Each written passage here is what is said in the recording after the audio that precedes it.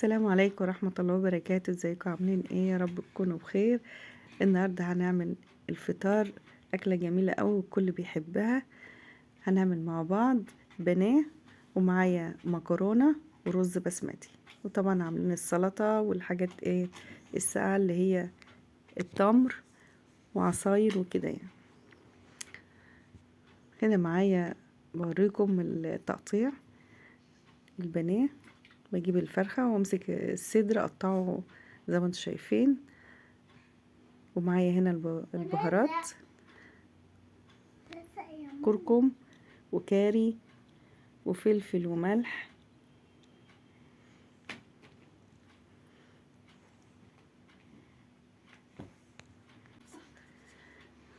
زي ما انتم شايفين. والبصلة بشرها المبشرة الجهة اللي هي الضيقة جدا، وبنقوم حاطين كله مع بعضه،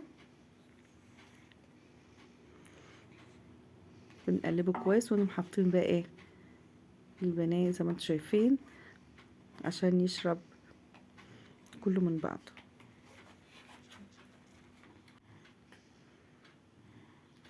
بخلط البهارات مع البصلة،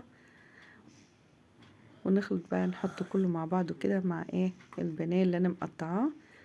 زي ما انتم شايفين القطع بتاعتها متساوية وجميلة جدا. بعمل قطعة قطعة عشان يتشرب كويس، وبسيبه في التلاجة ساعة. حبيتي تعمليه على بيات بيبقى جميل جدا. لازم ايه نقلبه كويس عشان كله يتشرب مع بعضه.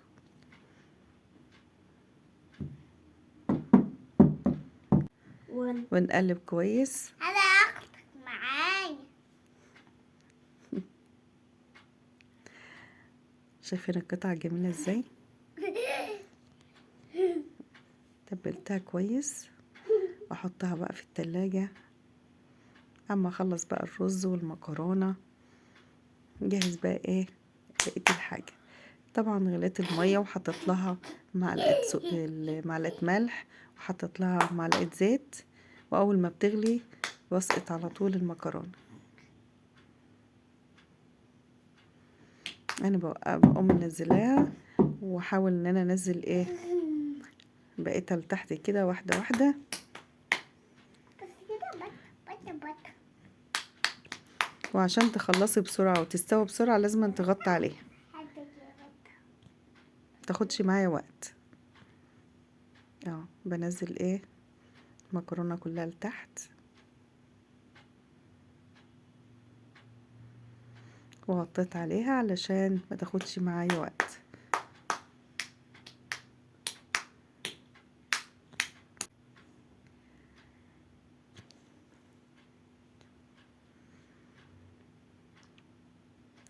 وبحضر هنا بقى ايه اما المكرونة تستوى. معايا هنا بطين وحطيت فلفل وملح عليها.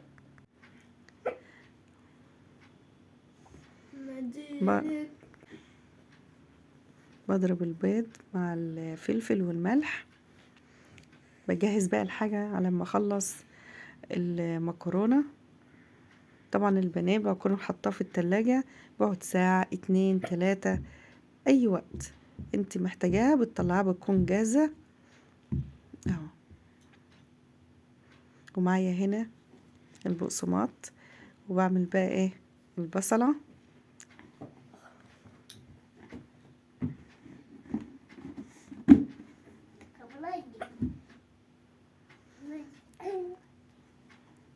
حط فيها انا. بحمر البصلة عشان اعمل اسقط فيها الطماطم. اتحمرت كله كان بسرعة وما اخدش معايا وقت. طبعا بيكون ايه التسبيكة مطلعة من الفريزر واقوم حطها على طول.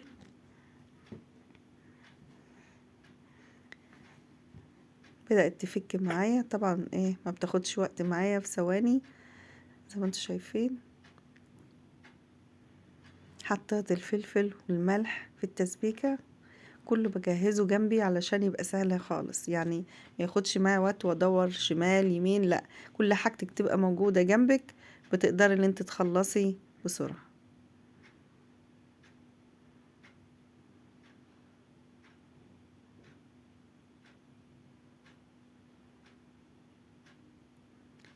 التسبيكة كانت جميلة جدا، والطماطم كانت حمرا وحلو، طعم المكرونة كان عسل بصراحة.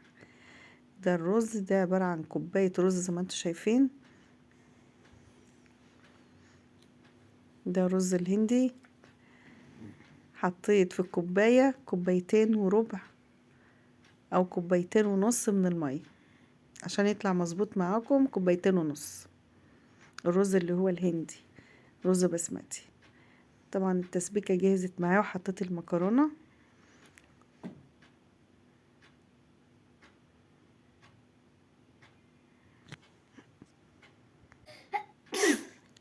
حبكم الله. حطيت بقى التسبيكة وحطيت المكرونة ما شاء الله، وبقلب بقى. الريحة كانت جميلة، وطعم المكرونة كان زي العسل. اهو بقلبها.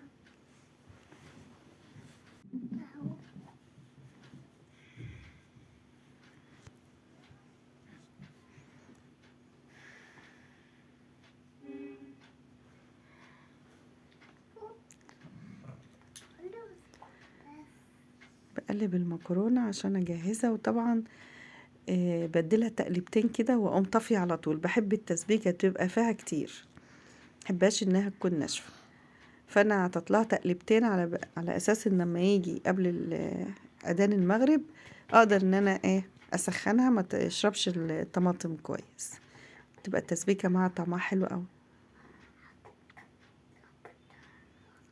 شايفين المكرونة في منتهى الجمال، مفلفلة وحلوة جدا. في مكرونة بتعجن، انما المكرونة اللي انا جايباها الملكة جميلة قوي. شايفين زي العسل.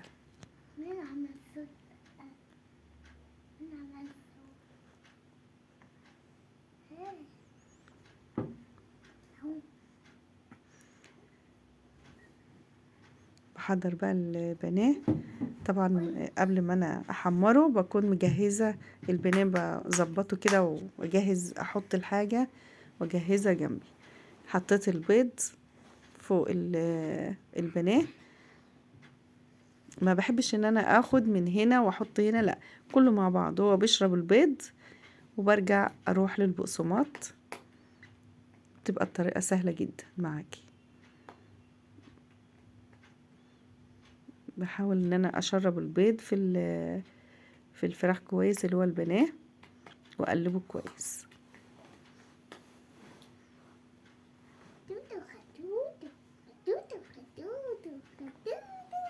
زي ما انتوا شايفين كده شرب خالص. الجهة اللي هي ما شربتش بتقلبي على اساس كله يبقى زي بعضه. وكانت التتبيلة اللي انا حطاها في منتهى الجمال.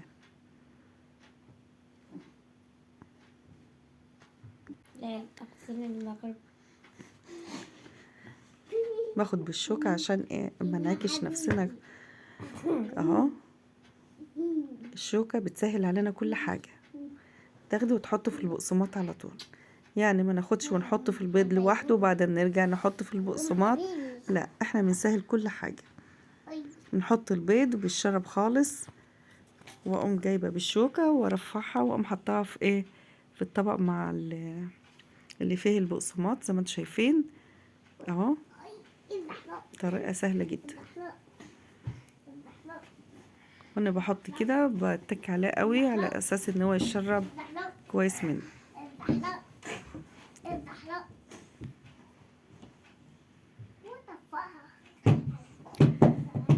خلصت كل الكمية بس يعني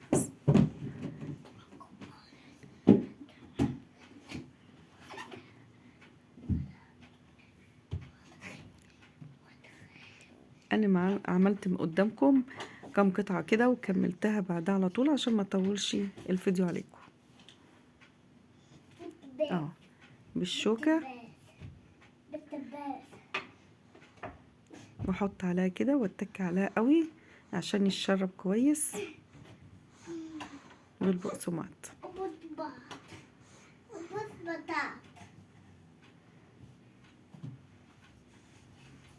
طريقة سهلة جدا وما تاخدش معاكي وقت برضه.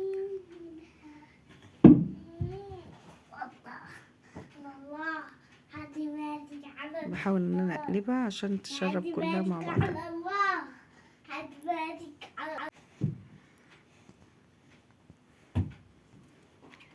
لازم تحط كمية كبيرة عليه ويشرب كويس عشان يطلع البانيه حلو معاكي. اهو باخدها بالشوكة وانفضها كويس واحطها في الطبق.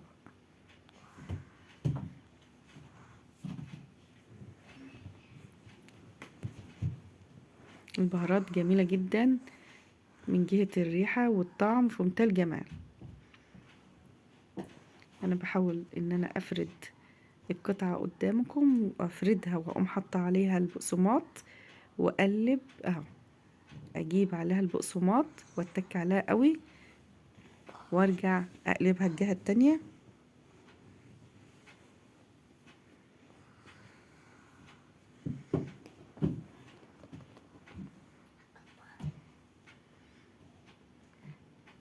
شايفين ازاي سهلة جدا.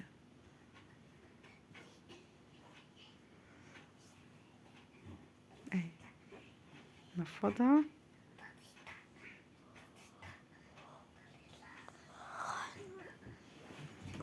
بردك. بحاول ان انا اشربها كويس اهي. لازم كلها تبقى ايه تاخد من البقسماط كويس.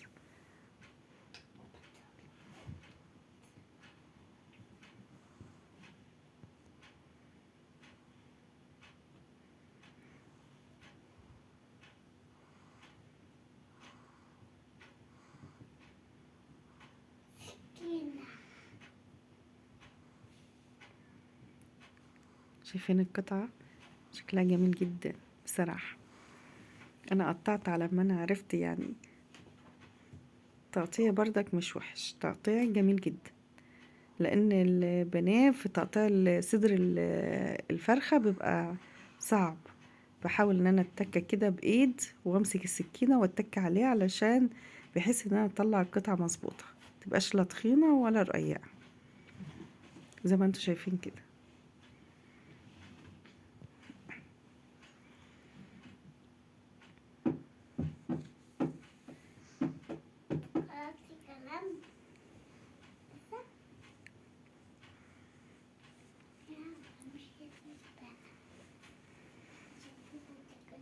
ولا عملت اي حاجة الا بالشوكة، ما خدتش مني وقت وبسرعة ولا عكت ايدي ولا اي حاجة. ناخد من البيض للبقسماط واقلب واتك عليها وخلاص على كده. انا خلصت معاكم القطعتين دول او التلاتة. انا خلصت كده وقمت مكملة بعد الفيديو على اساس ما اطولش معاكم. شايفين الرز بسم الله ما شاء الله بسمتي زي الفل ومفلفل وجميل وطعمه كان زي العسل. طبعا عملته قبل كده معاكم. البانيه بقى وانا بحمره زي ما انتم شايفين سخنت شويه زيت حلوين وباجي بقى واقوم حطاه على طول. باخد بردك بايدي بشوكه اي حاجه. انا حطيت بايدي المره دي لان طبعا البقسماط مش هياكل. اه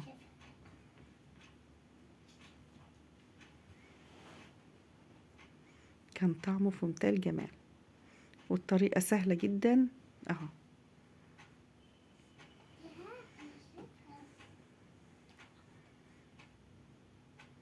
انا بحاول اوريكم كم قطعة كده وبعدين كملت كله بعدها.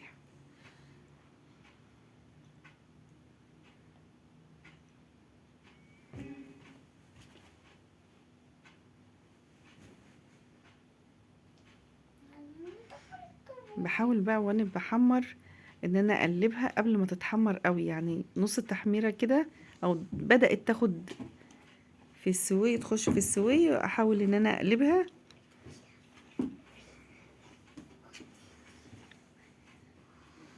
البهارات اللي انا عاملاها عطيالها بقى طعم ومفيش بعد كده وشكل جميل جدا.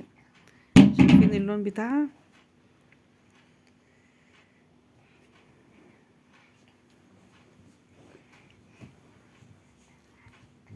انا بس بديلها نص يعني نار، يعني مش قوي، وبعد كده بقوم عليها بقى. ليه؟ عشان تدي القرمشة من بره وتبقى طرية من جوه.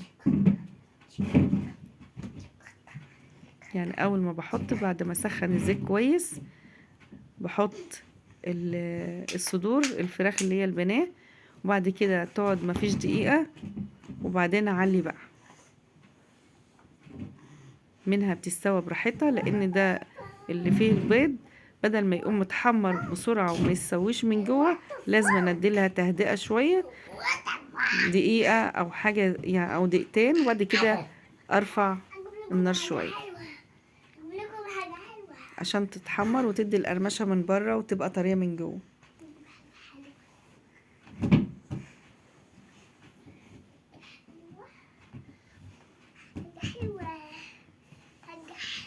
شايفين اللون في منتهى الجمال. بجيب حاجة بقى امسك بيها. شايفين الجمال؟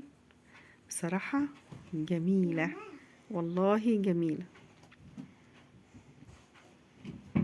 انا بصفي الزيت خالص، بفضل ماسكاها دقيقة كده اهو ثواني، وبصفي الزيت خالص واقوم حطها.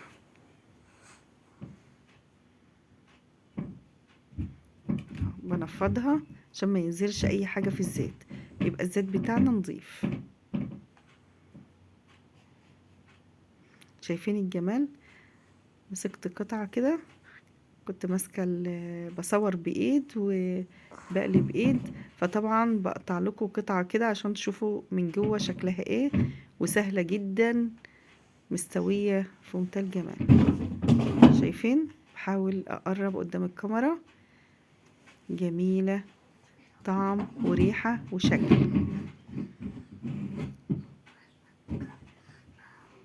زي ما بيقولوا 3 في 1. شايفين؟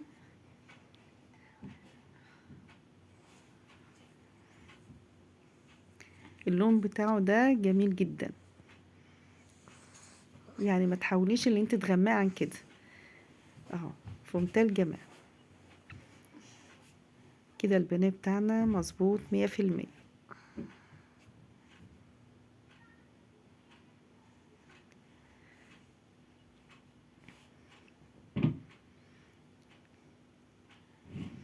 انا قلت بردك اعمل قدامكم كم قطعة كده، وبعد كده اكمل بعدها. طبعا لما بطلع بحط مكانها. شايفين؟ ما شاء الله على الجمال، فعلا بجد طعمها في منتهى الجمال تهبل اهو. شايفين؟ كده خلصت.